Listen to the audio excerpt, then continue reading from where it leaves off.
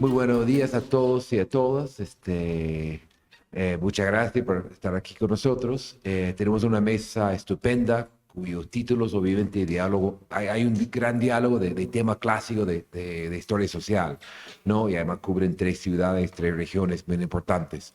Así que el formato va a ser cada uno con unos 15 minutos, dejando tiempo para unos breves comentarios míos y buen diálogo con el público y entre ellos, porque creo que hay mucho que discutir aquí. Voy a hacer introducciones muy breves.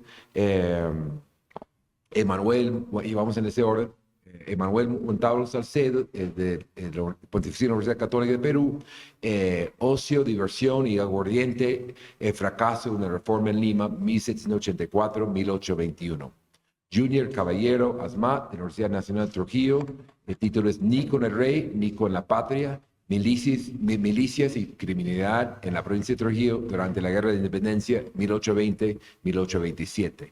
Finalmente, jugando local, Ever Hugo Zulca Huaytaya de UNSACH, los presos en la cárcel pública en la ciudad de Huamanga en la coyuntura de la independencia. Entonces, adelante, como dije, unos 15 minutos, después breves comentarios y diálogo con el público. Muchas gracias.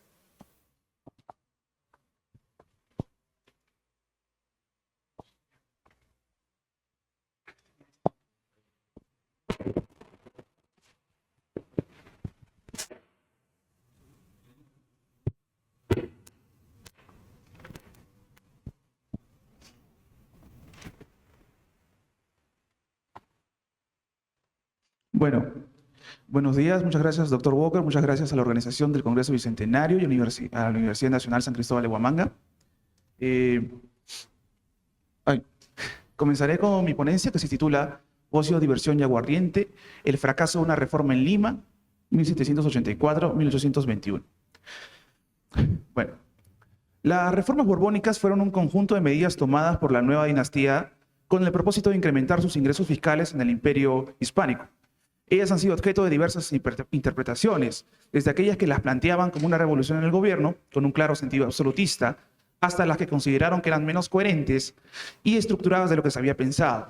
La diferencia radical en sus planteamientos se relaciona con el peso relativo que le asignan al discurso y a la capacidad que tenía la corona para cumplir sus objetivos. Algunas perspectivas recientes han tratado de generar un nuevo consenso intermedio al poner énfasis en las complejas articulaciones que se establecían entre funcionarios encargados de llevar a cabo la reforma y las élites locales.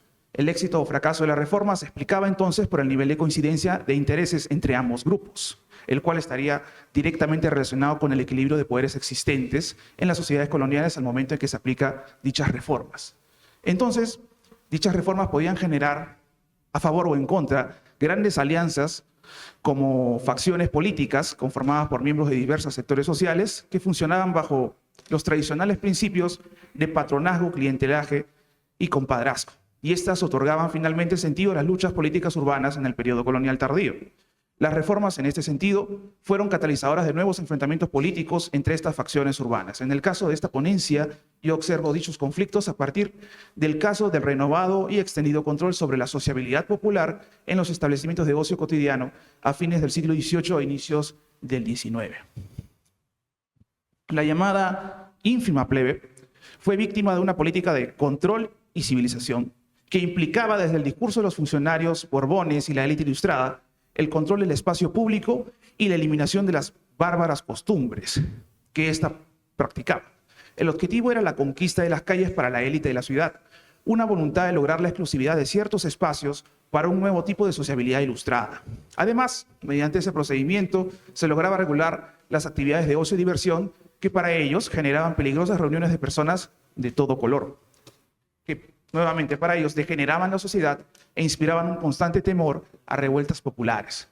Sin embargo, el espacio público limeño estaba marcado no por el aislamiento de grupos sociales, sino por un uso socialmente diferenciado de la traza, por lo que cualquier cambio radical en su funcionamiento significaba la quiebra de las relaciones sociales establecidas, a lo cual usualmente el tradicional resguardo, baluarte de las costumbres tradicionales, el cabildo, se oponía. En el caso limeño, el programa de transformación urbana borbónica se aplicó solo de forma parcial, en la medida que fue resistido por buena parte de la élite local. Así, se revela que la voluntad de separar, clasificar y civilizar fue parte del discurso de una pequeña élite ilustrada y un grupo de funcionarios que para tratar de lograr sus objetivos tuvo que entrar en continuo conflicto con otros miembros de la élite tradicional. Esta élite, en particular, protegía el orden consuetudinario y al hacerlo coincidían con los intereses de una plebe ávida de posibilidades para ascender socialmente en los márgenes de la economía informal. Este grupo heterogéneo de trabajadores eventuales, comerciales ambulantes, oficiales y jornaleros supo conseguir el favor de miembros del cabildo, potentados locales y de las nuevas autoridades intermedias para mantener sus estilos de vida en la ciudad. Para ello contaron con la capacidad de manejarse a través de los diversos niveles de redes económicas y sociales que detentaban las élites locales, así como la connivencia de ellos para muchas de sus actividades cuando no solo las toleraban, sino también las compartían. En cuanto al caso particular que vemos, hay que recordar que la reglamentación sobre los locales de ocio fue parte de una reforma más amplia de policía, que dividió la ciudad en cuarteles y barrios para su administración y creó una serie de autoridades subalternas para mantener su control, a imitación de las medidas adoptadas en la península. Como parte de esta reforma, se consideró necesario extirpar los llamados desórdenes causados por aglomeración de personas de baja calidad. En las pulperías de la ciudad, una especie, para ponerlo simple, una mezcla entre bodega y taberna. Ya es un poco más complicado, pero más o menos esa es la lógica. Que estaban atizadas por una sociabilidad organizada en torno al alcohol y el juego. Al serles imposible a priori desembarazarse de ellas por ser tenían un papel vital como surtidoras del vecindario, optaron por fortalecer su organización y controlar su administración a través del gremio de pulperos, que debía velar por la calidad de sus miembros. Las voluntades de las autoridades que debían administrar el proceso de funcionamiento de la reforma estaban lejos de ser unívocas. El proceso de concesión de licencias demuestra cómo contribuyó esta ambigüedad de sus decisiones en el fracaso de las medidas. Perfecto, justamente quería ver ese cuadro. Ahí está el número total de licencias expedidas en el periodo de trabajo, del 84 a 1921. Se puede ver que las chinganas son la mayor cantidad de licencias expedidas. De 117 solo se desaprobaron 27. Es decir, 117 menos 27, 90 licencias fueron concedidas, a pesar de que la reglamentación lo prohibía. Fue el cabildo el principal involucrado, pues tenía la facultad para decidir sobre la apertura de nuevos locales de estipendios en la ciudad. No obstante, se trataba de una labor difícil, pues debían al mismo tiempo mantener el flujo constante de ingresos, tanto la Real Hacienda como las arcas municipales, y tratar de evitar la proliferación de desórdenes propios en estos espacios. Todo esto mientras que el gremio de pulperos, que también tenía opinión en esos asuntos, quiso aprovechar el nuevo poder conferido por la reforma para mantener un control férreo en su estructura interna y evitar el ingreso de miembros no deseados. Este monopolio de abasto, como lo llamó el cabildo, fue mal visto por este grupo, que estaba convencido de la necesidad de introducir la libertad de industria en el ramo, por lo que estuvieron en permanente conflicto. La estrategia del gremio para alejar de ellos las sospechas de ser causantes de desórdenes y conflictos fue culpar de todos estos desórdenes a los llamados chinganeros, locales de menor entidad colocados usualmente a mitad de cuadra. Gracias a ello, lograron conseguir una prohibición para que estos locales desaparecieran en 1805, que estaba especialmente interesada en evitar estos problemas en las autoridades virreinales. Sin embargo, la ecuación entre aguardiente, desórdenes públicos y chinganas fue un invento útil del gremio que se fue gestando a lo largo de los casi 40 años estudiados. En la realidad, los patrones de sociabilidad basados en el alcohol y el juego, el jolgorio, la diversión, la fiesta, seguían siendo comunes tanto a pulperías como a chinganas. Así, la nueva semántica asociada a la chingana hizo que los solicitantes tuvieran que variar sus estrategias, cambiando el nombre de las licencias, chingana, aguardientería o amistelería, pero al final seguía siendo el mismo tipo de negocio. A ver si podemos ver el siguiente gráfico. Ahí se ve el proceso detallado por años. Hay varias prohibiciones. Cuando se van a ver las prohibiciones, se ven bajas. Al final, hacia 1808, desaparecen las licencias de chinganas propiamente dichas, pero aparecen las licencias de aguardienterías, de mistelerías y otros tipos también, como las casas de juego de bocha, ¿no? También que va a robarle un poco el negocio, en realidad, a los chinganeros, pero no en términos estrictos, porque son los propios chinganeros quienes terminan abriendo estos tipos de negocios nuevos, porque ahora la reglamentación ha cambiado.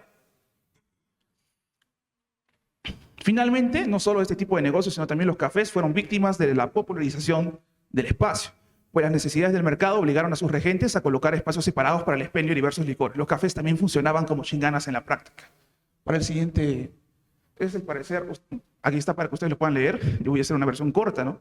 El Cabildo reconocía en un informe del 16, al hablar de un pleito de un cafetero contra un chinganero, que todos los cafés, todos ellos son chinganas, porque además de sus casas cafés, tienen agregadas a ellas unas tiendas de aguardiente y licores puramente. Repetían que al no estar prohibido el expendio, debería de quedar libre la venta, tanto en chinganas como en pulperías y cafés y demás asientos portátiles de la ciudad. El ayuntamiento sabía que esa medida era impracticable. Por ello, nunca se habían esforzado en verificarla. La ciudad, decían, estaba llena de chinganas y se adelantaría mucho más cerrando las puertas de los locales a la calle que clausurando unas cuantas. No había nada que hacer en contra de ellas. El estudio cartográfico, a ver si pueden... Perfecto, gracias. De estos establecimientos de ocio demuestra cómo los espacios más populosos de la ciudad, ubicados en barrios de Santa Ana y San Lázaro, que son el este de la ciudad, Barrios Altos, y el norte, que es el Rímac, ¿no? San Lázaro, fueron los predilectos para la colocación de chinganas, tambos, chicherías y casas de juego, mientras el centro de la ciudad fue el espacio destinado para la introducción de cafés y fondas. Este patrón fue mantenido a pesar de los postulados reformistas hasta el final del periodo colonial. Como demuestra el estudio de las licencias, tan solo hasta 1792 existe una clara intención de evitar la proliferación de locales de ocio popular en los barrios más alejados de la ciudad, para luego optar por la política completamente contraria en el tiempo subsiguiente. Si pueden pasar el... Uy, no se va a ver. Bueno, acá lo que tengo es el desagregado de la locación de cada una de las licencias de chinganas, casas de juego y boliches. En lo que se puede observar es de que hasta 1792 hay una clara intención por mantener estos espacios fuera del centro y también del resto de la ciudad, más bien en general de prohibirlos. Pero de 1792 en adelante simplemente se van a concentrar en mantenerlos fuera del centro. Salvo, y eso es importante, cuando los funcionarios encargados de realizar la concesión de licencias no les importaba ni una ni otra. Se puede ver la importancia en este caso de un regidor, que fue Joaquín Manuel Cobo, firme convencido de la necesidad de liberalizar la industria, que permitió la apertura de un gran número de locales en lugares céntricos. En el periodo 1812 a 1807, que justamente no se ve, los lugares fueron abiertos en toda la ciudad y además fue la época en que más locales se aperturaron. Al final, como el propio Cabildo llegó a convencerse, la ciudad estaba repleta de chinganas y no había forma de escapar de ellas. El fracaso de la reforma y el cinismo en que cayeron las autoridades municipales se explica por los fuertes intereses económicos y sociales que existían detrás de esta. Intereses que, cabe recalcar, no eran únicamente defendidos por una élite local poderosa, sino por diversos miembros de la sociedad colonial. En ese sentido, resultó muy importante toda la red de intereses comerciales existente en torno a la producción, comercialización, distribución y consumo de aguardiente. La ciudad de Lima era uno de los principales mercados de los hacendados iqueños, que se servían para este proceso de almaceneros, encomenderos, arrieros y otros pequeños comerciantes. Todo un sistema que desembocaba en mayores impuestos para la Real Hacienda y el erario municipal a través de dos impuestos: el nuevo impuesto del 12%, introducido por el Reglamento de Libre Comercio del 76, y el mojonazgo, un impuesto tradicional del Cabildo de Lima, que se beneficiaba de 4 reales por cada botija de aguardiente. El alto consumo de aguardiente en la ciudad de Lima se puede rastrear justamente a partir de los impuestos municipales, en particular del mojonazgo, que para los cuales tenemos cifras, puede pasar el próximo, gracias, entre 1809 y 1820. El registro de aguardiente consumido dentro de la ciudad fue un resultado del cobro del mojonazgo por parte de los administradores del Cabildo, del mayordomo básicamente. El cuadro de consumo, que está aquí a mi espalda, muestra a una realidad importante, comparado con las cifras que proyecta Brown para La Paz y Potosí y otros investigadores para Cusco y Magdalena Chocano también para Cerro de Pasco. Los centros mineros consumían mucho aguardiente per cápita, llegaba a 2.5 arrobas de aguardiente per cápita. Lima consumía más, 2.8. Significa, con una población mucho mayor, que Lima era un gran mercado para el aguardiente y a ningún hacendado le convendría una reforma que baje la cantidad de consumo en Lima. Hasta ahí el primer tema. Al siguiente cuadro. Pero quise ir un poco más allá, viendo cómo se desarrollaba este proceso de comercialización del aguardiente, quienes estaban interesados más allá de los hacendados, con los consignatarios. Y aquí tenemos los 10 más importantes del año base, 803, y del año final, 810. No tenemos las cifras de todos los años, porque durante muchos años fueron arrendados el impuesto de mojonazgo, ¿no? Pero estos que están... Ok, gracias. En el centro nos permite... Y bueno, por motivos de tiempo vamos a ver un caso chico y luego ya pasar a la conclusión. El caso es de Pedro Piñeiro, que provenía de Galicia. Para el 1794, era dueño de 5 casas pulperías, todas en el barrio de abajo del puente, que es el Rímac. Piñeiro no residía en alguna de sus casas pulperías, sino que estaba encargado de la ruta de comercio de aguardiente entre Lima e Ica. Se contactaba con un buen número de productores directos como Rosa Lovera, hacendada de Quilloay, Pedro Valdelomar de la hacienda San Miguel, Luisa Segarra de la hacienda de los Pobres, José Manuel Blanco de Ascona, que era primo del regidor Joaquín Manuel Cobo, que hizo la gran cantidad de licencias de chinganas, también, que era dueño de la hacienda de Santa Gertrudis en Tayamana y de San Ignacio de Humay, entre otros. No solo eso, también había otras entidades comercializadoras como la Congregación de San Felipe Neri, dueña de la hacienda San José de Nazga, o la familia Cabero Tagle, emparetada con los condes de Premio Real y los marqueses de Torre Tagle. Y bueno, ya voy a pasar a la conclusión por motivos de tiempo. Bueno, al final, la élite tradicional resintió la aplicación de nuevos funcionarios menores de policía que se inmiscuían en espacios que consideraban tradicionalmente su esfera de autoridad. Esto lo manifestaron no solo en su constante oposición a las nuevas contribuciones como la de serenos y las quejas proyectadas en los periódicos de la época, sino en la defensa de aquellos a quienes creían parte de aquella esfera, es decir, esclavos, criados y todo tipo de protegidos. Al final, y contra lo que el discurso parece definir, la plebe limeña manifestó también estar integrada en la sociedad de su época. Ellos mantuvieron una serie de conexiones horizontales que les permitieron escapar en lo posible de los procesos criminales, pero también conexiones verticales, de las cuales se beneficiaron para evitar el inclemente trato de las nuevas autoridades policiales. Esta feliz coincidencia entre sus intereses y los de la élite, posibilitada por la forma tradicional en que se articulaban las sociedades mediante lazos personales, sirvió como mecanismo de protección y apoyo para todos aquellos que buscaban escapar de la vigilancia policial en un caso de abierta discriminación legislativa. Y bueno, para conectar esto con lo previo, después de ver el tema de las redes económicas, también se puede ver cómo la plebe establecía conexiones con los chinganeros para participar del negocio, y también cómo cada vez que había una reglamentación que suponía a su funcionamiento, su diversión en la ciudad, era la élite quienes lo salvaba de cumplir con graves penas o escaparse simplemente de las autoridades policiales. Y bueno, eso sería todo. Gracias.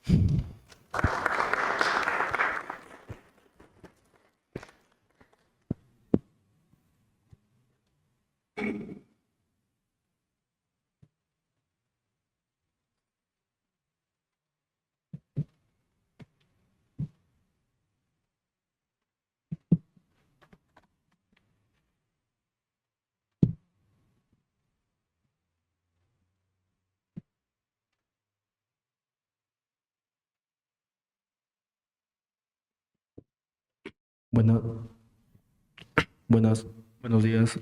Bueno, agradecer a la Comisión del Bicentenario, más que todo, por la invitación que me ha dado. Y bueno, voy a comenzar en la exposición de la ponencia, ¿no?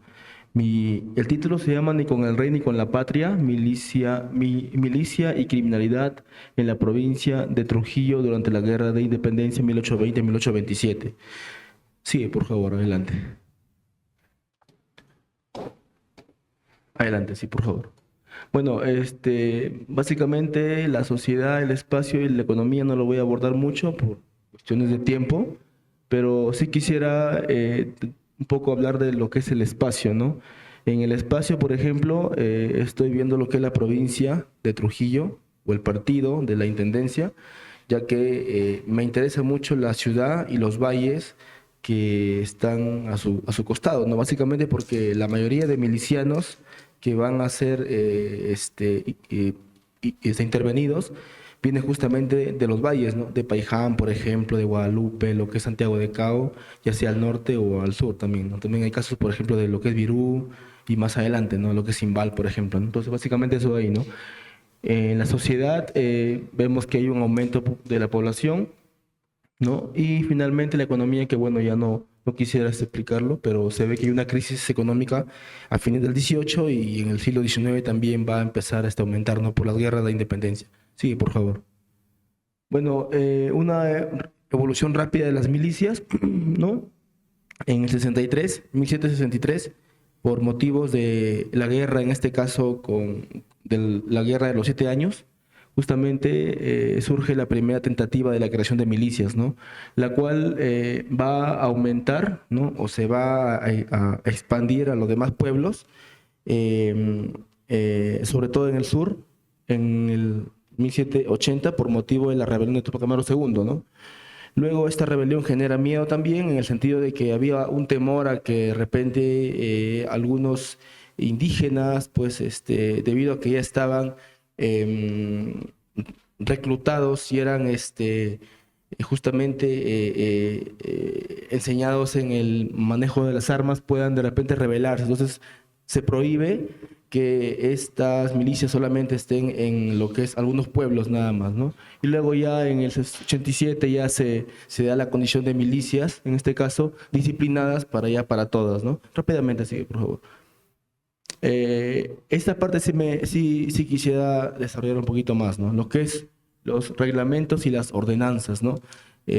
Básicamente, las leyes con las que suelen, en este caso, se suelen mencionar en los casos, son básicamente esos tres, ¿no? El reglamento de milicias que se da justamente para lo que es Cuba, también las ordenanzas que da su majestad, en este caso, para el régimen de las milicias, y también en algunos casos también se usa en este caso, la Corte de Cádiz, ¿no?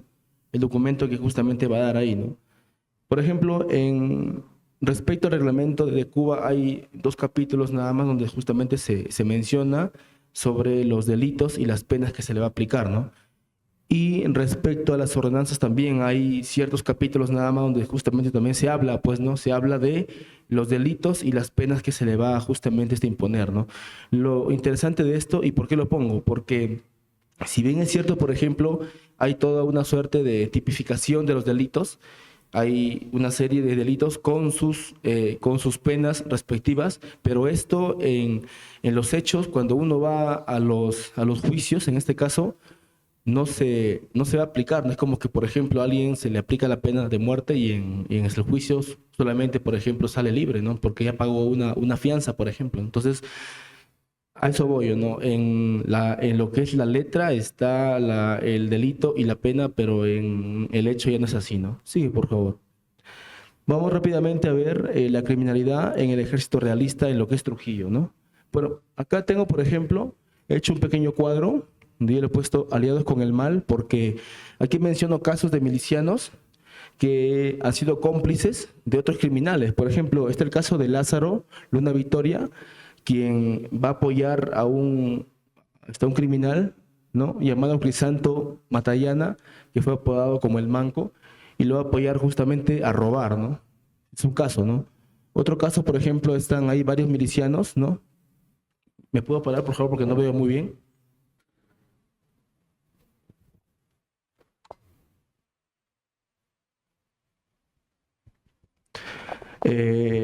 Estos milicianos que ven aquí, Tomás Urreategui, Pedro Evangelista y los demás, todos ellos son milicianos del Valle de lo que es Chicama y han sido cómplices, ¿no? De una banda de cimarrones. Incluso se habla, por ejemplo, de que estos milicianos vivían cerca de una hacienda y los mismos esclavos de las haciendas les abastecían con alimentos, o también les decían, por ejemplo, que en tal fecha iba a llegar una partida de soldados, entonces ellos ya como que estaban ahí conectados, ¿no? Entonces había una suerte de esta alianza, ¿no? O de complicidad, ¿no?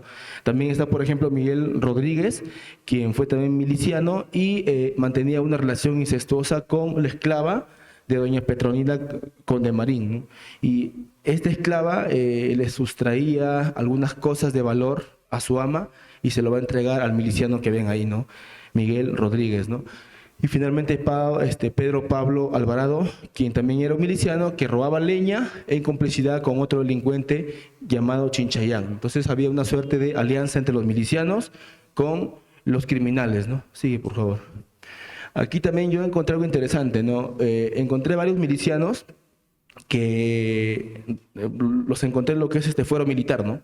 Pero revisando otros expedientes de lo que es, por ejemplo, causas criminales, encontré a los mismos milicianos, pero ya siendo juzgados por otros delitos, ¿no? Por ejemplo, vigiato, robo, no sé, homicidio, por ejemplo, pero ya aparecía el alias, ¿no? Por ejemplo, en este caso están, ahí ven ustedes, Mariano Lizarzaburu, más conocido como el Patacón, ¿no? Y así, una lista de milicianos con sus alias, ¿no? Y, o sea, esto demuestra básicamente que en el ejército realista, básicamente, no todos, pero sí la mayoría quizá pues está conformada básicamente por personas que se dedicaban a delinquir, ¿no? Delinquir. Y esto vamos a explicarlo por qué. Sigue, por favor.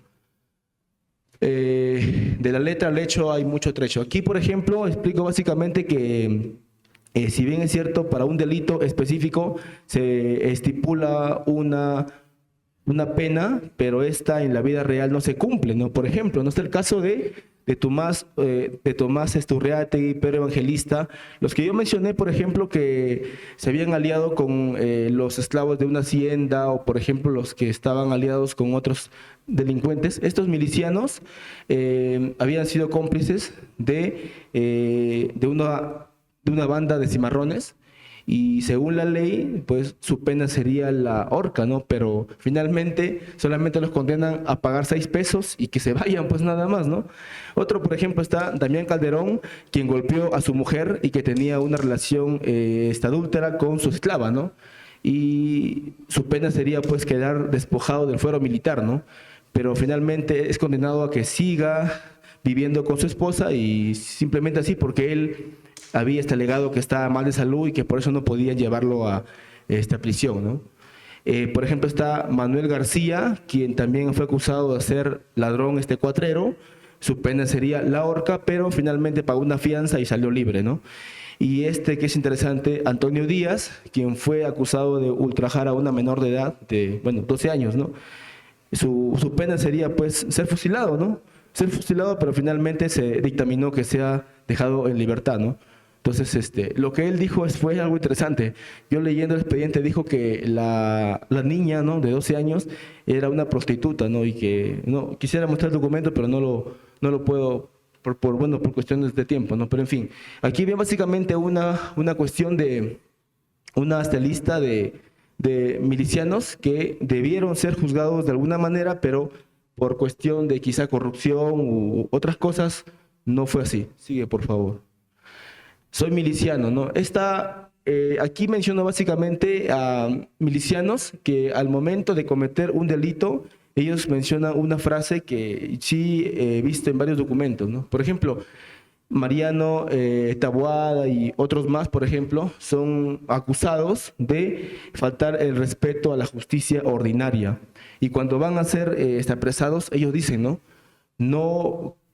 Que ellos no van a ir a ser juzgados, o que no pueden ser llevados a lo que es a la justicia civil. ¿Por qué? Porque son milicianos. Entonces, como que el hecho de decir soy miliciano, como que te permite, pues, es como que sacaran una suerte de carta que les permite, pues, como que no puedes tocarme, ¿no? Porque soy un miliciano, no, déjame, ¿no? Igual acá, ¿no? José Nicolás Nava fue acusado de ser un hombre díscolo, revoltoso, sin destino ni oficio, fomentador de pleitos, enredos y otras, y dice que él goza del fuero militar, o sea, como que es un militar, le permite básicamente hacer lo que él quiere, básicamente, ¿no? Sigue, por favor. Ahora vamos a ver la criminalidad en el Ejército Patriota. Esto es en Trujillo, básicamente, ¿no? Por ejemplo, desde que San Martín desembarcó, aquí he hecho una lista de documentos, decretos que se mencionan, ¿no? Y que van a servir básicamente para juzgar las malas conductas o los excesos que cometieren los milicianos, ¿no? Patriotas, obviamente, ¿no? Muy estrictos todos, ¿no? Por ejemplo, la pena máxima es la pena de muerte, básicamente, ya sea por robar o por de repente cometer algún otro exceso, ¿no? Sigue, por favor. Bueno, y en base a eso, por ejemplo, acá he mencionado algunos casos, ¿no? Por ejemplo, está Pedro Evangelista, quien, si lo recuerdan, le hemos visto que era un miliciano realista, ¿no? Realista, y aquí lo vemos que fue acusado de cuatero y homicida. Lo que sí es cierto es que él fue un miliciano realista, ¿no? Fue realista. Ahora, no se sabe si es que fue o no miliciano patriota, lo cual es probable. Lo que pasó fue lo siguiente, ¿no? Ya a fines del siglo XVIII, ¿no? Perdón, siglo XIX, ¿no? Se habla, por ejemplo, de que va a haber varias deserciones, ¿no? Hay trabajos, por ejemplo, de Patricio Luna, por ejemplo, que hablan de que las deserciones se van a dar debido a que los milicianos realistas veían que el ejército realista estaba perdiendo, ¿no? Y muchos van a optar por desertar, ¿no? Por ejemplo, se habla de la deserción más conocida, ¿no? Que es la del ejército justamente Numancia, ¿no? lo que es Numancia, perdón, ¿no? Que se dice que desertó básicamente porque porque se había dado básicamente ya la independencia de lo que es Quito, y también en este caso se había capturado lo que es la Esmeralda, ¿no? En el Callao, ¿no? Y esto generó que el batallón Numancia pues deserte, ¿no? Y así varios milicianos van a empezar a desertar. Eso mismo también se va a dar aquí en Trujillo, ¿no? Porque yo encontré, por ejemplo, que para 1919, en lo que es el puerto de Pacasmayo, estaba siendo bombardeado básicamente por Cochrane, y ahí nada más encontré un documento en el que se da la deserción de un batallón de Numancia, pero en lo que es el Santa, ¿no? O sea, mucho antes de la más conocida, ¿no? Entonces, como que coincide, ¿no? Y la idea de que la causa es básicamente las pérdidas del ejército realista, y la consecuencia es la constante deserción de los milicianos. Entonces, es probable que estos milicianos realistas hayan desertado, ¿no? Sabiendo que ya la causa realista estaba perdida, y ellos quizá habrán pensado, ¿no? Ahora, como ya deserté del bando realista, me voy al bando patriota, ¿no? Pensando que quizá van a poder hacer lo mismo que en el bando realista, ¿no? Pero cuando van ahí, pues se van de cara, porque al final no va a poder ser así, ¿no? Acá, por ejemplo, se puede ver que este señor evangelista que fue realista, ¿no? Es acusado de ser cuatrero y homicida, y es condenado al servicio de las armas en el batallón número 1. Si ustedes se dan cuenta, es algo interesante, ¿no? Aquí el hecho de servir a la patria es una condena ahora. O sea, como que en el bando realista era algo, una suerte de beneficio, pero aquí es una condena servir a la patria, ¿no? Y ahí va acá, vamos a ver acá varios casos de milicianos que, por ejemplo, acá se puede ver, ¿no? Que fueron cómplices, ¿no? Y que también fueron desertores, como dice acá, ¿no? Esteban Velarde, asesino y desertor 3 veces, ¿no? Y finalmente es condenado a servir en las armas. O sea, desertó porque no le gustaba, porque las leyes eran muy crueles, y finalmente vuelve a ser condenado a servir, ¿no? Y así, varios casos, por ejemplo, de personas que van a desertar. Por ejemplo, acá se habla de un Santiago Pérez que fue un soldado patriótico, y algo interesante que se dice, ¿no? Que él dice, fingiendo temor que lo reclutasen. O sea, él, al momento de que lo van a atrapar, él mostraba justamente temor. Él quería ocultar su miedo a ser reclutado, lo cual demostraba que, si bien es cierto, en el bando realista había una suerte de atractivo ser miliciano por los beneficios que te daba el fuero, en el bando patriota ya no era así, ¿no? Porque ahora el hecho de ser miliciano era no atractivo, sino algo temeroso, ¿no? Sigue, por favor. Y así, otros casos más donde también se puede ver básicamente que fueron desertores y fueron condenados a servir en las armas. Sigue, por favor. Aquí, por ejemplo, se puede observar un documento donde se establece o se dice, por ejemplo, ¿no? Que para 1822, ¿no? El 1 de mayo, de los reclutas de Trujillo se están desertando por partidas. Es un documento que le van a enviar básicamente al ministro de Guerra y Marina, allá en la Intendencia de Trujillo, ¿no? Lo cual demuestra que ya en la época de la independencia, las milicias patriotas empezaban a ver varias deserciones, ¿no? Varias deserciones, ¿no? Sigue, por favor. Y las conclusiones, básicamente, establezco básicamente que, si bien es cierto, el ejército no estaba muy bien organizado, ¿no? Pero las leyes estaban bien estructuradas, pero estas básicamente no van a cumplir lo que en sí merecían, ¿no? Porque al final, pues, no van a, no se aplicaba la pena como tal, ¿no? De repente por la cuestión de corrupción o por la lejanía, ¿no? También, por ejemplo, se alegaba, por ejemplo, que muchos milicianos decían ser del fuero, y así básicamente van a lograr liberarse de sus delitos, ¿no? Y ahora en el bando patriota la milicia era vista como un castigo, ya no más como una suerte de atractivo, ¿no? Y eso básicamente, sí. Gracias.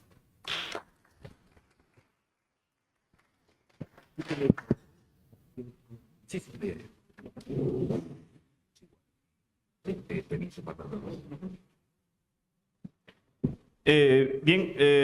Aunque todo, muy buenos días. En esta parte pues voy a presentar mi trabajo de investigación, el avance. titulado, ¿no? Los presos en la cárcel pública en la coyuntura de la independencia de Huamanga. Abarcó desde 1810 hasta 1224, ¿no es cierto? De hecho, el proceso de la independencia, pues, en esta intendencia de Huamanga generó una cierta de crisis, ¿no es cierto? Ya sea crisis políticas, económicas y sociales, ¿no? Y de alguna otra manera, pues, estas crisis recaían, pues, en los sectores sociales, ¿no es cierto? Y, pues, cómo afrontaron estos sectores sociales o sectores populares, pues, a estas diferentes crisis, ¿no es cierto? Y lo que voy a demostrar es que estos diferentes sectores sociales afrontaron pues esta crisis con diferentes delitos cometidos, ¿no es cierto? Y saber sobre todo pues cuáles son los delitos en todo caso que cometieron pues estos sectores sociales. Bien, siguiente por favor. Bien, el objetivo de este trabajo es pues estudiar los motivos de ingreso de los presos y los mecanismos de castigo en este caso, ¿no es cierto? ¿Qué está pasando con estos presos una vez insertados en la cárcel de Huamanga Colonial, ¿no es cierto? Para tener pues referencia, la cárcel de Huamanga Colonial pues funcionaba en lo que es pues hoy Municipalidad de Huamanga, ¿no es cierto? Y es más, ¿no es cierto? En el cine teatro se menciona pues que era un ruedo de toros en aquel entonces pues, ¿no es cierto? En lo que es pues en la colonia, ¿no? Bien, es una cárcel mixta, tanto para varones y mujeres, y de hecho la hipótesis que sostengo es que la cárcel de la Intendencia de Huamanga atestiguó los inicios de la crisis coyuntural de la independencia por la alta demanda de ingreso de los presos indígenas, mestizos y españoles, quienes reflejaron pues con los diferentes delitos que cometieron al afrontar la crisis. No obstante, en los últimos años decisivos de la independencia, el ingreso a la cárcel disminuyó abismalmente, puesto que fueron pues, sometidos a tomar las armas como mecanismo de castigo. Bien, siguiente, por favor. ¿Cómo estaba organizada la cárcel? En este caso, pues la estructura interna de la cárcel, pues en la colonia de Huamanga, ¿no es cierto? Tenemos pues una cárcel mixta para varones y mujeres, ¿ya? Para los varones constaba pues 9 calabozos con sus cerrojos, chapas y llaves corrientes, ¿no? Y también vemos pues los instrumentos propios de la cárcel colonial en este caso, ¿no? En cuanto para las mujeres presas, ¿ya? Las carceletas de las mujeres, en ella 2 cuartos con sus puertas ni chapas ni llaves, y las puertas que divide con la cárcel de hombres con su cerrojo, chapas y llaves corrientes, ¿no es cierto? En este caso, pues, los calabozos de mujeres eran, pues, constaban de dos cuartos, ¿no es cierto? 2 calabozos en este caso. Y de hecho, dentro de la cárcel también presentaba, pues, el alcaide en este caso, ¿no? También menciona, ¿no? Las 2 viviendas en que habita el alcaide en 3 puertas, la principal solo con un aldaba por dentro, la otra que es la vivienda interior con su cerrojo, chapas y sin llave, ¿no? Y la otra que pasa, pues, para la entrada de la cárcel sin chapa ni llave. Bueno, instrumentos propios de la cárcel colonial. También vemos, ¿no? La letrina, la cocina, ¿no es cierto?, de la cárcel, ¿ya? La cocina. Bueno, 6 pares de grillos corrientes, 4 pares de grillos sin chavetas, y de alguna otra manera también se observa pues el instrumento de la horca y la capilla que presentaba pues la cárcel colonial en este caso, ¿no es cierto? Y pues la capilla de todas maneras era pues, ¿no? Para la religiosidad, todo ello, ¿no? Y es más, ¿no es cierto? En 1806 encontré pues un caso que hay pues un motines, ¿no? Motines generados por los presos, ¿no? ¿Y por qué generaron los motines estos presos? Por la venta de aguardiente. Lo que pasa es que el alcaide les obligaba pues a las mujeres presas que preparen chicha, ¿no es cierto? Y esta chicha pues se han vendido a los presos. Y la plata, ¿ya? Ingresaba pues al alcaide, ¿no es cierto? Al alcaide. Pero los presos, ¿de dónde tenían plata? Lo cierto es que encuentro fuentes documentales, a estos presos le están mandando a las obras públicas, ya eso en 1806, a las obras públicas. Y en estas obras públicas, estos presos están siendo remunerados, ya remunerados, en este caso.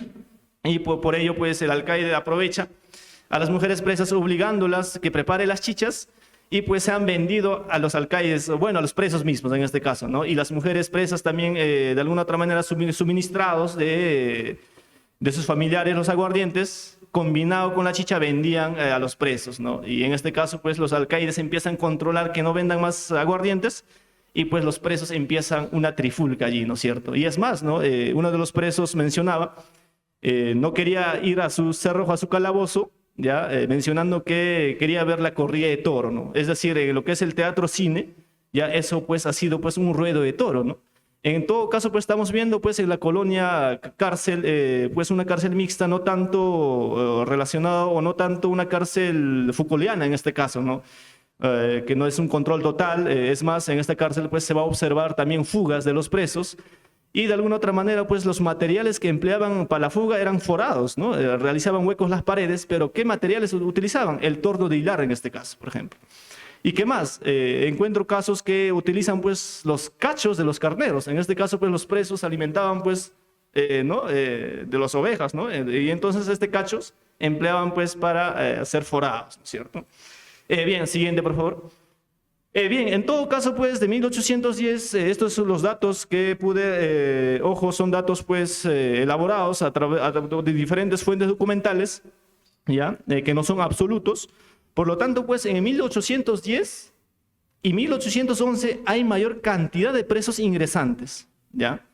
Es decir, 1810 y luego pues sucesivamente empieza un descenso leve de estos presos y recordemos pues en 1814 hay un pues, ¿no? Hurtado de Mendoza llega, hay un trifulca en bueno, en la Intendencia de Huamanga y pues un leve descenso de los presos hasta 1820. Y es más, en 1817 ya el rey Fernando VII envía pues un decreto a todos los presos que se han rebelado pues por insurgencias o rateros vagos, sean liberados, ¿no es cierto? Eso era pues por la cuestión del matrimonio del rey Fernando VII. Y haciendo seguimiento a estos presos, pues solamente liberaron en 1917 a 11 presos nada más, ¿no? Y pues relacionados de alguna otra manera pues con robos y ello, ¿no? Y bueno, no tanto con insurgencia, ¿no?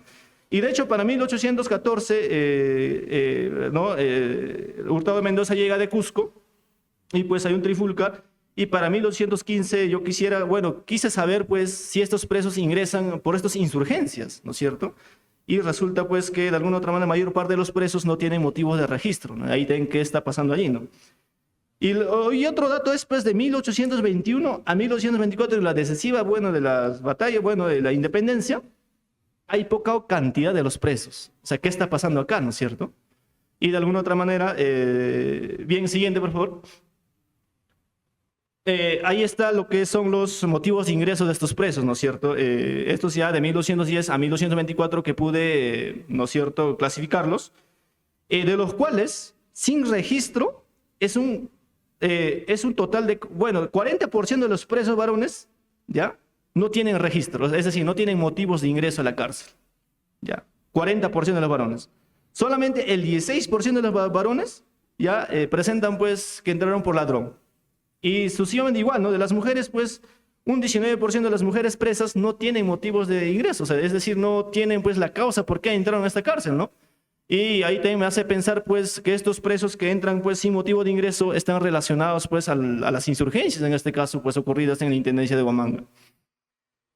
Bueno, de ahí viene, pues, deudor, cuatreros, pelea, receptor de ladrones, y dentro de otros están, pues, también comprador de ladrones, así sucesivamente, ¿no es cierto? Siguiente, por favor. Y ahí vemos, pues, de alguna otra manera los oficios de los presos que entraban a la cárcel y la edad que pude detectar, ¿no es cierto? Entraban, pues, obrajeros, tejedor, hilanderos, carpinteros, sin oficio, oficial de sombreros, franjeros, arrieros, sastre, sacristán de Santa Teresa, hilanderas, labrador, agricultor, zapatero, peón, labrador, peón, oficial platero, ¿no es cierto? Y la edad respectiva también de los presos. Siguiente, por favor. Bien, mencionaba la llegada de Hurtado Mendoza, ¿no? Mi interés también fue, pues, a ver si para 1815 hay presos insurgentes, ¿no es cierto?, que han peleado contra el Hurtado Mendoza. Llegan los de Cusco, el Hurtado Mendoza, ¿ya? Y resulta que los libros de entrada de registro de los presos, ¿ya? Llega, pues, hasta 20 de septiembre de 1914. De ahí no hay registro de los presos, es decir, pues, lo que menciona Carlos, bueno, lo que menciona Claudio Rojas, hay un vacío de poder, ¿no? Y el último registro de estos presos, pues, aparece en junio de 1215, ¿no es cierto? Y en este registro de 1215 aparecen, pues, 4 presos por delitos de insurgencia, en este caso. Lo cuales son, pues, Manuel Gutiérrez, Santiago Terranova, Martín Quispe y Lucas Campos. Y es más, el último preso, ya que es delito de insurgencia, es Cabecilla, se menciona que es Cabecilla, y pues acusado por asesinato al subdelegado de Cosme de Echevarría, ¿no es cierto? David Quicho mencionaba, ¿no? A Cosme de Echevarría mataron los morochucos, que, ¿no? A los cuatreros empezaban a llevar a la cárcel de Cangallo, y pues en venganza de ello mataron a Cosme de Echevarría, ¿no? Pero bueno, pude detectar... el que mató, pues, fue Lucas Campos, ¿no es cierto? Y como cabecilla, pues, de la insurgencia en este caso, ¿no es cierto?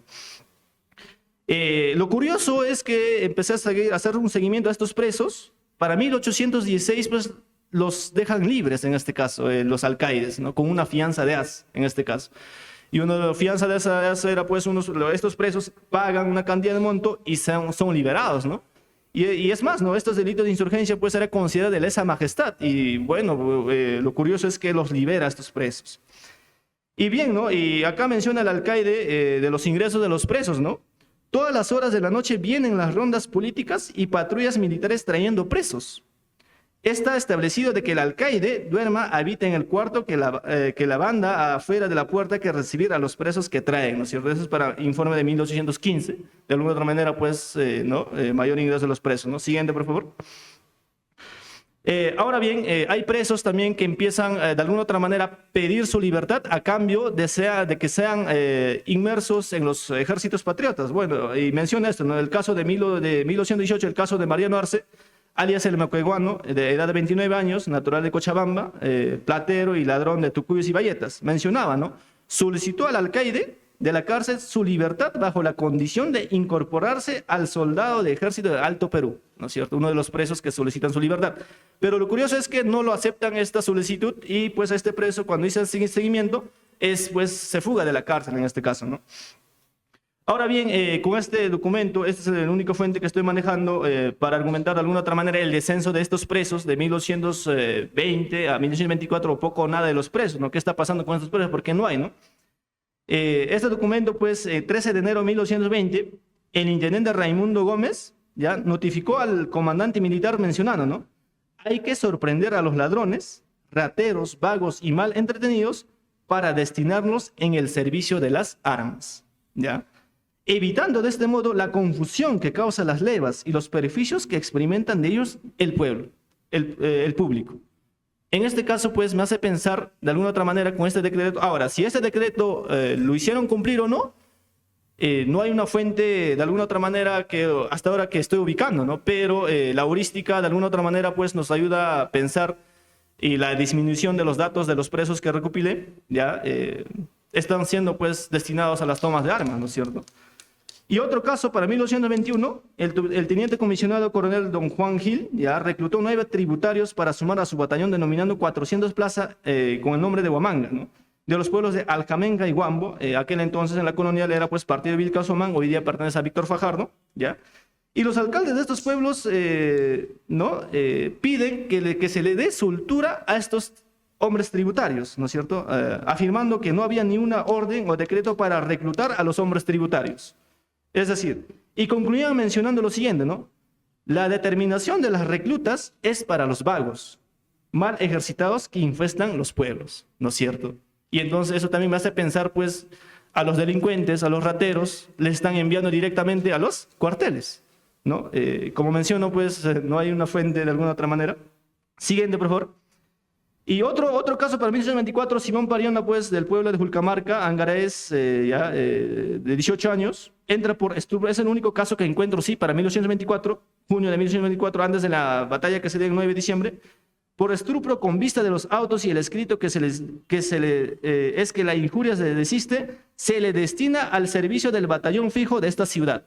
Ya, a este preso sí se le destina al batallón de esta ciudad, con cuya calidad se le excarcele pasando al comandante de dicho batallón, ¿no es cierto? A este preso un caso sí encontré que es por estupro y se le envían pues al servicio de las tomas de armas.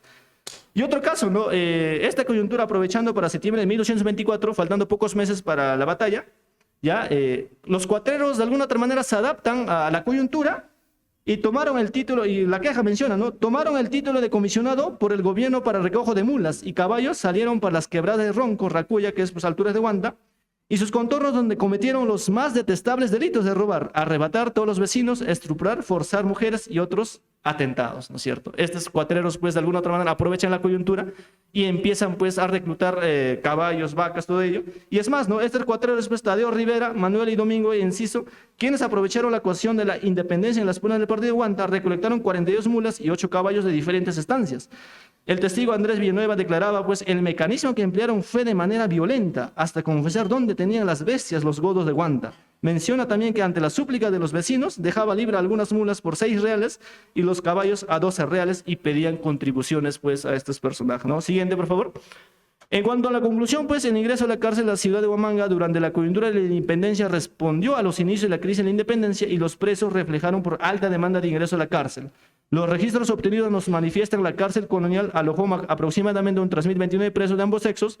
De esta, tan solo el 41% se registró su motivo de ingreso, siendo la mayor concurrencia del sexo masculino, que estuvieron, pues, entramados en los delitos de robos, deudores, cuatreros, peleas y receptores de ladrones, al igual que las del sexo femenino.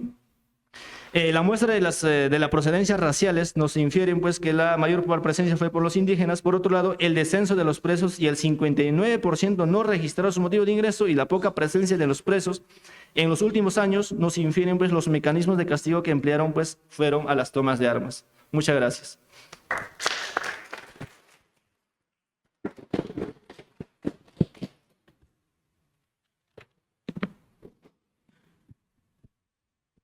Bueno, yo voy a ser breve porque tenemos un gran público aquí, tenemos unos historiadores sociales destacados aquí, un público que quiere dialogar, y entre ellas hay mucho de discutir. En primer lugar, felicitar, son 3 ponencias muy bien presentadas, seguimos 3 casos fascinantes y con una riqueza empírico increíble, ¿no? Es el hecho que para estos años en el Perú las causas criminales, causas de control social, o sea, de fuentes sobre control social, reformas urbanas, presos y todos los temas tratados están muy bien en los archivos, y obviamente están muy bien, confirmamos aquí, tanto en Ayacucho o Manga, como Trujillo y como Lima, ¿no?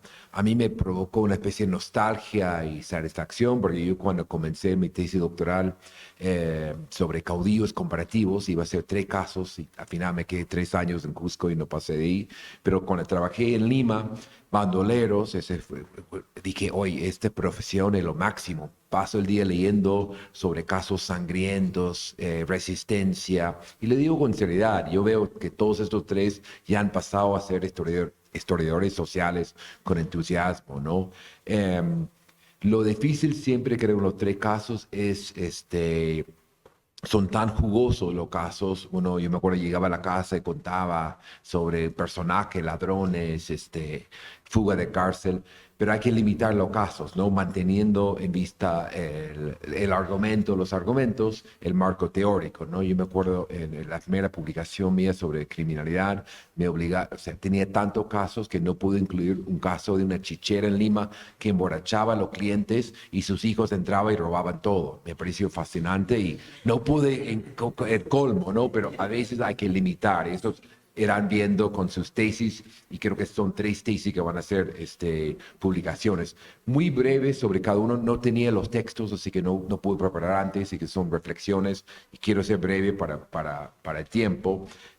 Sí, Emanuel es parte de, contribuyes a un largo debate sobre control social en Lima, y siempre surge el libro, el término fracaso, ¿no? Los Borbones, después del terremoto de Lima, yo he escrito sobre esto, intentan poner orden en Lima y no pueden, ¿no? El término resistencia tendemos a asociar con clases populares, los plebes para ir al trabajo de Flores Galindo, los miedos, pero también hay resistencia de las clases poderosas, de los grupos de poder, sobre todo en cuanto a imponer impuestos, ¿no? O sea, hay esto, y esto menciona, me parece, no es una crítica, sino está muy presente la resistencia.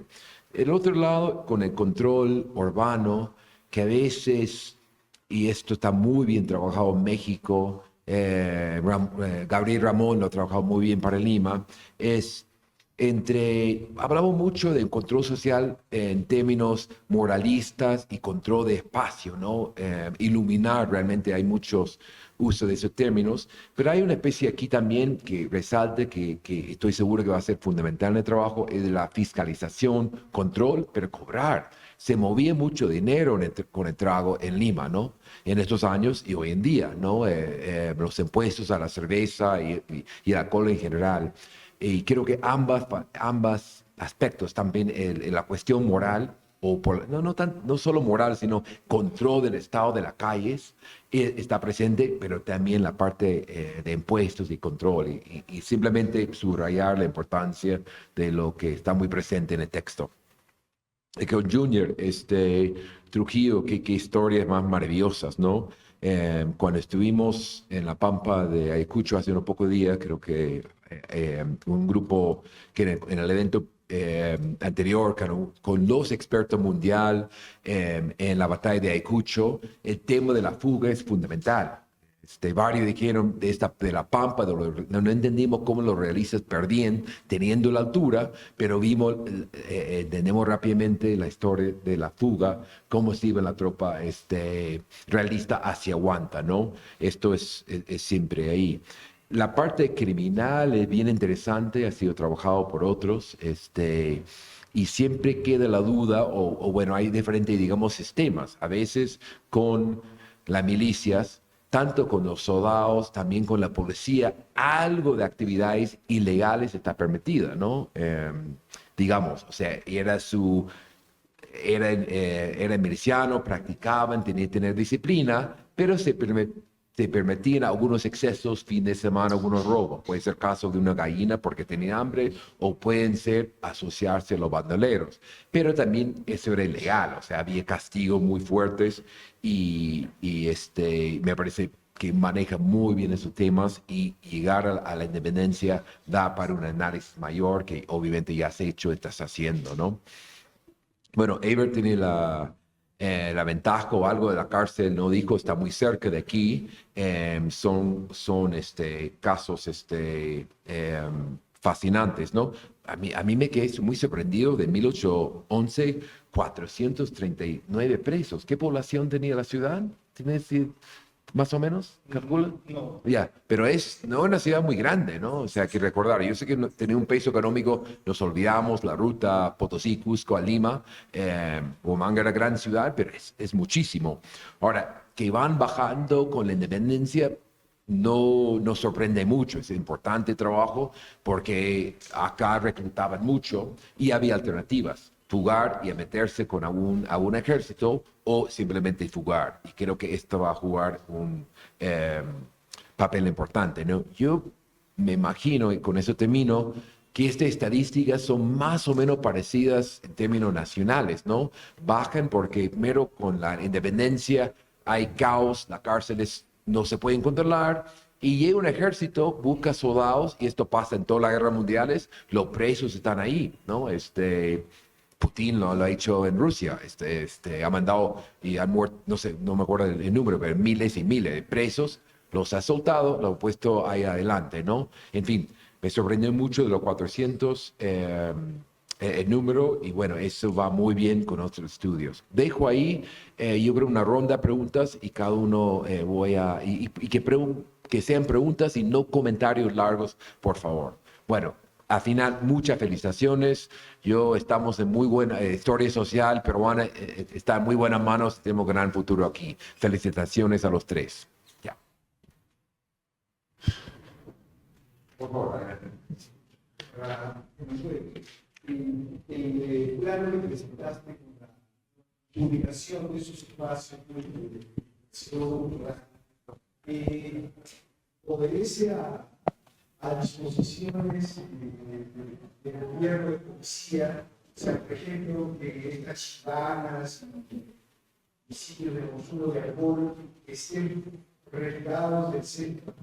Vamos a preguntar porque en el caso de pasa con la chichería.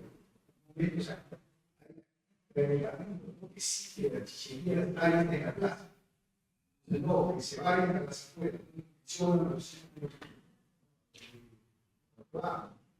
Luego para Pero que yo me doy cuenta, bueno, es 1750, 1820, es que el ser miliciano da cierta dificultad. Es miliciano para evitar el control incluso desde, por ejemplo, del camino, desde, por ejemplo, que los niños son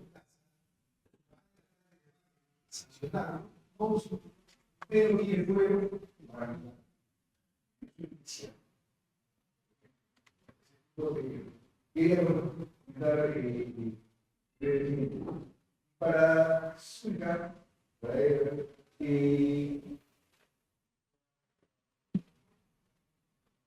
el número, o sea, no sé si la gente que ha utilizado es el número de visita de cárcel, ¿no lo has usado? Número de visita. No, bueno, mi pregunta es más, ya dado que cultura es el momento de si por otra fuente de repente hay una sensación siempre de miedo a que hay estos amotinados se alíen con el evangelio de la y está muy presente eso, por ejemplo, no quiere que se traigan presos de la Fallera. ¿Por qué? Porque hay esas correrías de Brown, de Cochrane, ¿no? Porque dice que va a haber un desembarco y estos se van a amotinar y se van a ir.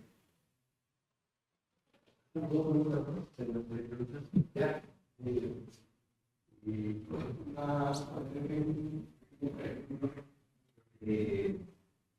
El caso de los estábamos diciendo ellos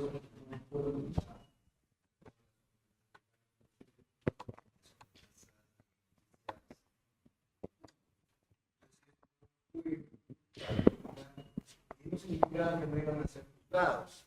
Iban a ser juzgados por sus superiores. Y eso era parte importante de adquirir el fuero, y en ese sentido era un carácter de notabilidad, incluso para los sectores plebeyos, que les daba, digamos, un poquito más de prestigio, ¿no?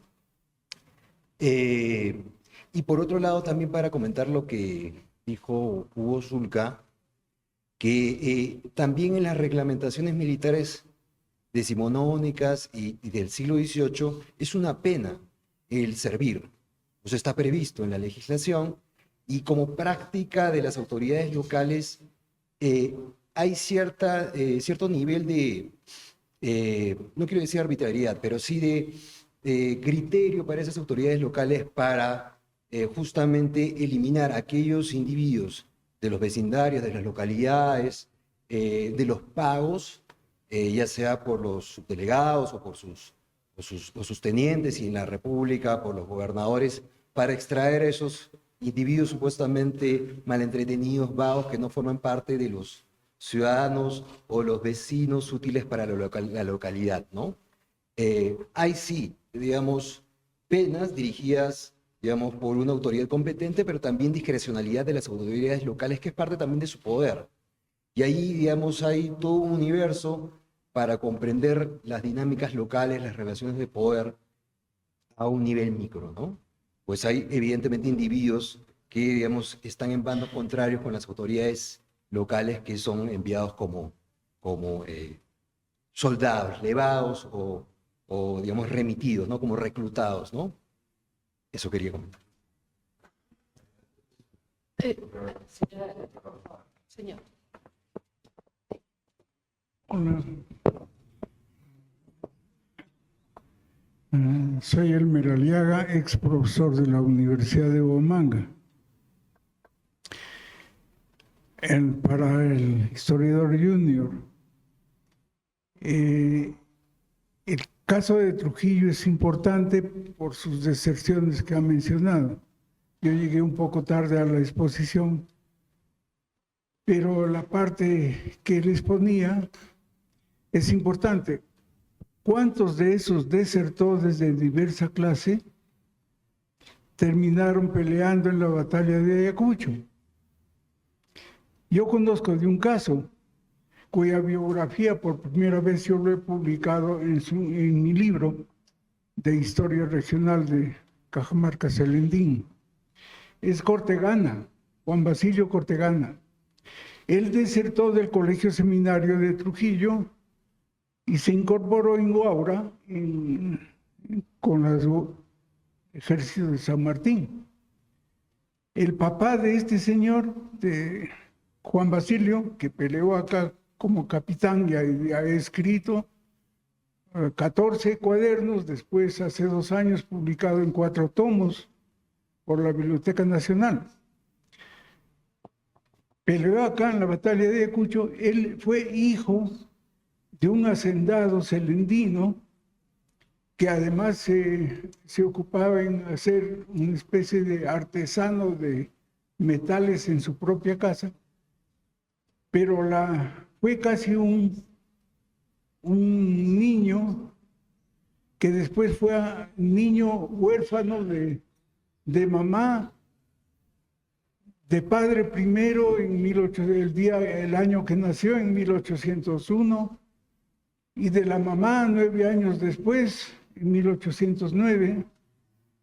Y entonces Basilio Cortegana es prohijado por el hermano del papá, por un cura. Ese cura lo envía a Trujillo.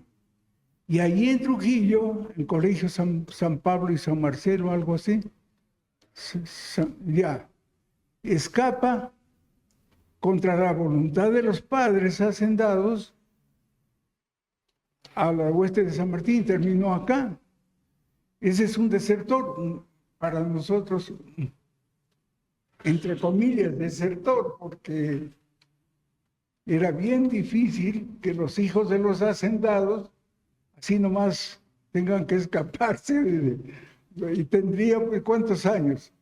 Cortegana nació en 1801, entonces una deserción de él, de Trujillo, siempre 16 años, 17, 18, y acá el único actor, soldado, digamos, que ha escrito una historia del Perú. Bueno, él se remonta en sus libros hasta la época de los incas, ¿no? Pero tiene bastante desde el punto de vista del partícipe de la batalla de Ayacucho, ¿no? Y también estuvo en Junín, por supuesto. Entonces, ¿cuántos más habrá? Esa es mi pregunta. Y tengo otra pregunta para el caso de los presos de Huamanga. Mira, había un juzgado natural y había otro juzgado eclesiástico en Huamanga. Yo conozco un caso donde los extranjeros residentes vecinos de Huamanga se refugian en el convento San Francisco en 1824, por ahí, y el prior de ese convento reclama que sea reconocido él como un acto patriótico por haberlos cobijado, escondido a estos extranjeros, vecinos extranjeros que estaban en Huamanga y que indirectamente habían prestado su colaboración a las fuerzas reales, digamos, de la corona española. Entonces, y hasta una tercera pregunta. Muchos presos escapaban e ingresaban a los templos y tenían la protección llamada eclesiástica. ¿Cuántos casos de estos hubo en Huamanga? Yo conozco un caso de Huanta. No, ya.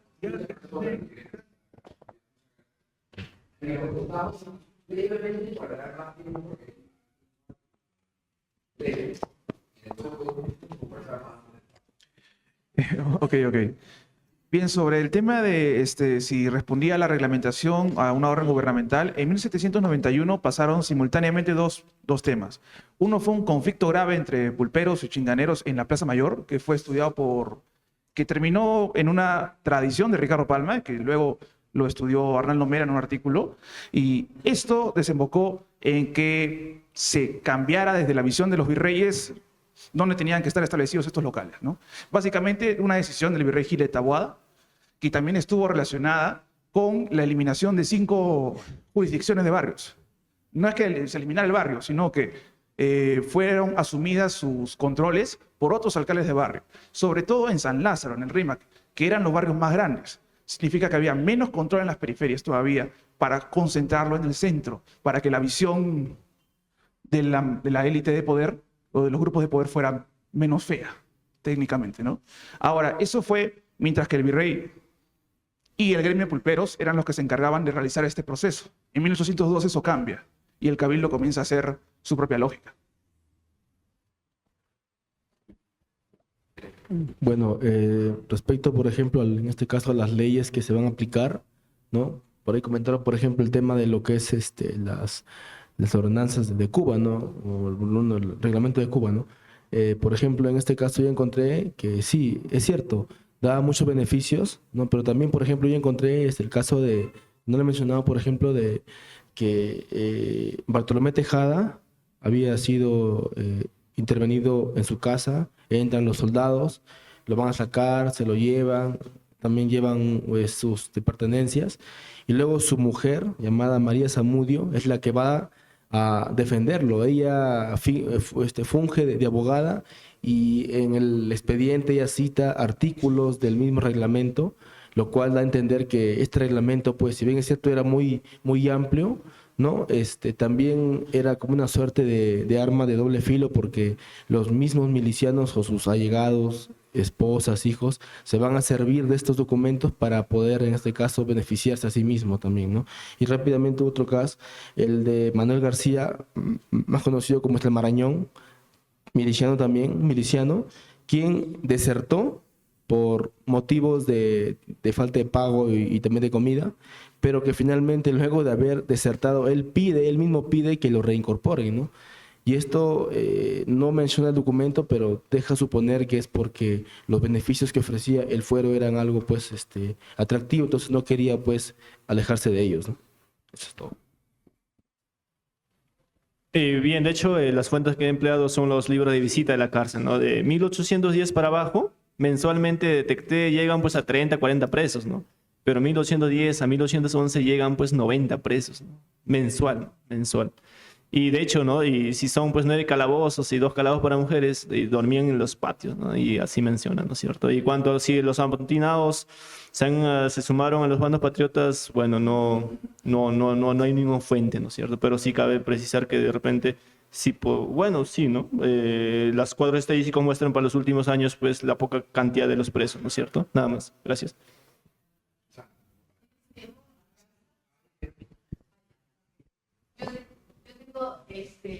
Una pregunta desafortunada, Manuel, no llegué a escucharte, pero conozco tu excelente trabajo. Pero sí tengo la pregunta para Junior, que lo escuche tarde, y está en la línea de lo que ha dicho el señor. A ver, para nosotros todos sabemos que el ejército es un canal de ascenso social y se está construyendo con los milicianos, por lo que estoy viendo. Y me parece muy interesante si es que has podido seguir puntualmente. Es abusiva mi pregunta, si has podido seguir a un criminal que haya entrado al ejército y que luego se haya convertido en algo más importante, digamos, o sea, si realmente son canales de ascenso social. Y eso lo vinculo con la pregunta para el señor Zulca, porque generalmente la violencia social, el cambio genera violencias sociales, lo estamos viviendo, y es la violencia social total. Me llama la atención justamente como Chuck vi 1810, 1811, es muy interesante, realmente. Y me pregunto además si esa baja de criminales que tienes para justamente la etapa de la guerra es que no los capturan y los mandan de frente al ejército. Y entonces ya no hay, pues, ya la cárcel para qué, si es que lo has podido seguir, ¿no? O sea, son suposiciones. Gracias.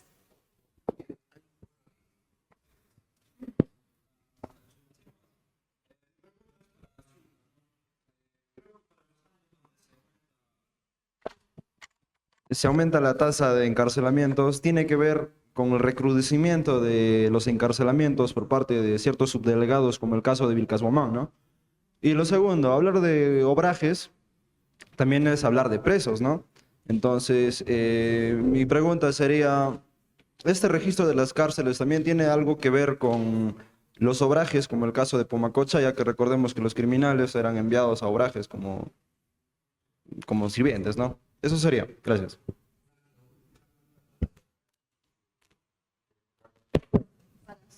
Sí, breve. Para Zulca, en tus conclusiones planteas, no dices las mujeres, o de repente no he entendido, ¿por qué motivo las mujeres han ingresado a la cárcel? Si hay mujeres que han estado en la insurgencia, ¿no? Esto.